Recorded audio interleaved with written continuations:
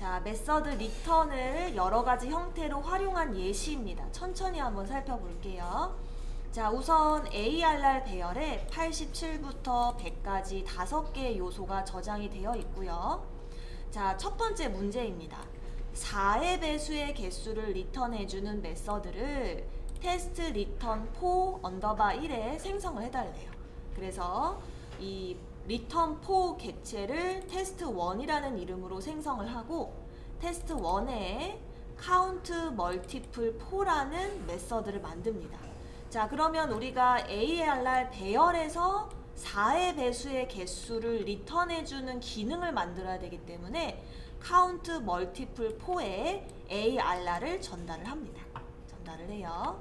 자, 그럼 쭉 올라갔을 때 올라가 볼게요. 그리고 메서드는요, 컨트롤 키를 꾹 누른 채로 마우스를 메서드명 앞에 클릭을 하게 되면 그 위치로 강제 이동이 됩니다. 네.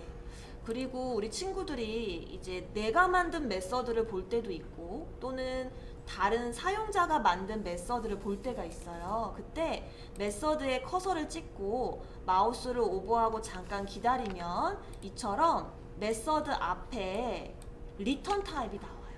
그래서 보이드인지 또는 리턴 타입이 인트인지 스트링인지 이런 것들을 보시고 이 타입에 맞춰서 왼쪽의 변수의 자료형을 작성하시면 돼요. 네, 그때 맞춰서. 네. 어쨌거나 카운트 멀티플 4에는 ARR에 한마디로 지금 이렇게 값이 저장이 된 상황이라고 보시면 돼요. 주소 변수이고요. 그러면 CNT 변수가 ARR 배열의 길이만큼 반복을 하면서 4의 배수를 만날 때마다 카운트를 세서 그 개수를 리턴을 해주게 됩니다. 여기서 바로 출력할 수도 있지만 지금 리턴을 연습하기 위해서 CNT를 반환하는 형태로 처리를 했고요. CNT가 정수이기 때문에 이 자리를 int로 표기를 한 겁니다. 네. 자, 그러면 다시 되돌아오겠죠? 되돌아와서 4의 배수의 개수를 여기가 아니죠. 4의 배수의 개수를 CNT1에 저장을 하고 CNT1을 출력하는 문제였어요. 또 두 번째 보겠습니다. 이번에는 ARR 배열에서 4의 배수만 다시 새로운 배열 타입으로 리턴해주는 메서드를 만드래요. 그래서 또 한번 가볼게요. 이렇게 갔습니다. 자, 얘도 똑같이 ARR 이렇게 전달을 받았고요. 어떻게 하나 봤더니 일단은 4의 배수의 개수를 구하고자 앞전에 만든 카운트 멀티플 4 메서드를 사용하고 있어요. 볼게요. 자, 우리가 호출한 카운트 멀티플 어레이인데 어레이에 들어오자마자 카운트 멀티플 4를 또 호출하고 있어요. 그러면 얘는 ARR을 들고 이쪽으로 가는 거죠. 가서 개수를 세고 그 개수를 들고 다시 내려오게 되는 거예요. 메서드 안에서 또 다른 메서드 호출이 얼마든지 가능한 걸 지금 확인하고 있어요. 자, 그럼 여기에서 4의 배수의 개수는 12 그리고 56 그리고 100. 그럼 아마도 예컨대 3이 저장이 되겠죠? 네. 그러면 지금 이 문제에서 4의 배수만 새로운 배열로 리턴 해달라고 했기 때문에 이처럼 템프라는 임시 배열을 만들어서 4의 배수의 개수만큼 방을 만듭니다. 그리고 ARR에서 4의 배수만 선별을 해서 템프에 차곡차곡 저장을 하고요. 이렇게 리턴을 배열로 합니다. 리턴을 배열로도 가능하다는 걸 좀 보여주고 싶었어요. 외부로 가면 갑자기 여기가 클래스 타입으로 멤버도 들어오게 되고 멤버 대괄호인 리스트 형태로도 오게 돼요. 그래서 갑자기 웹에서 어렵다는 걸 느끼는 게 이 자바에서의 리턴 연습이 덜 돼서 그래요. 그래서 이게 굉장히 중요한 예제들이에요, 다. 그래서 지금 템프는 어때요? 자료형이 int 대괄호죠. 그렇기 때문에 리턴을 int 대괄호로 한 거예요. 그럼 템프는 우리가 상상해보건대 12, 56, 100이 저장되어 있는 상태이겠죠. 그러니까 얘는 아마도 12, 56, 100만 저장된 상태로 그 주소 변수를 들고 여기에 내려오게 되는 것이고요. 여기에 그리고 여기에 그 주소를 저장해 줌으로써 출력이 가능한 거죠. 그래서 잠깐 실행을 해보면 이런 식으로 처리가 되는 겁니다. 그래서 지금 요 하이픈을 구분으로 윗줄은 리턴을 사용해서 한번 처리를 해봤고요.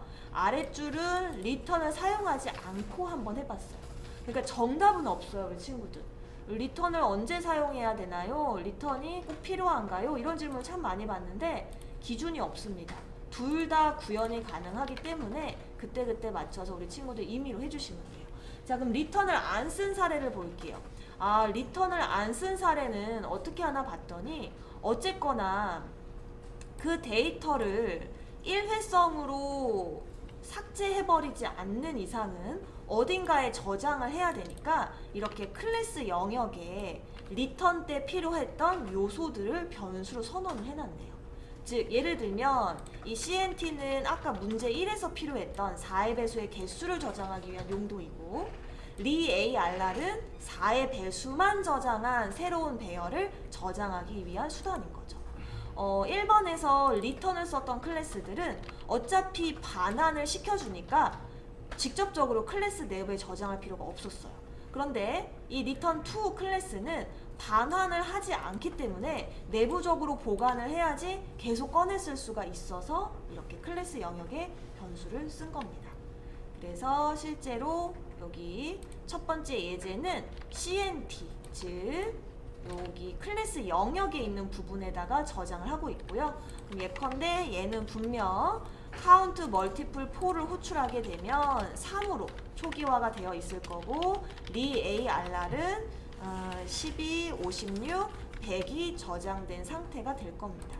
또 볼게요. 여기도 보면요. 네, 요렇게 카운트 멀티플 4 ARR을 한번 호출해서 CNT에 3을 저장한 후 얘를 호출한 이유는 우리가 얘를 사용하지 않고 바로 얘를 호출할 수도 있어요. 그래서 CNT 변수에 4의 배수의 개수를 저장하기 위한 호출문이라고 보시면 돼요. 그래서 이 녀석의 호출을 통해서 CNT에 3이 저장이 되기 때문에 RAR은 방이 3개가 생성이 되고 역시나 ARR에서 4의 배수만 저장을 해주게 됩니다. 네. 자, 그럼 우리가 출력할 때는 두 번째 클래스의 경우에는 CNT와 RAR를 출력함으로써 처리가 가능하겠죠. 그래서 역시나 CNT를 출력해서 개수를 찾고 있고요. RAR를 출력해서 4의 배수의 개수를 출력해주고 있습니다. 결과는 완벽히 동일해요. 사용 방법론의 차이일 뿐입니다.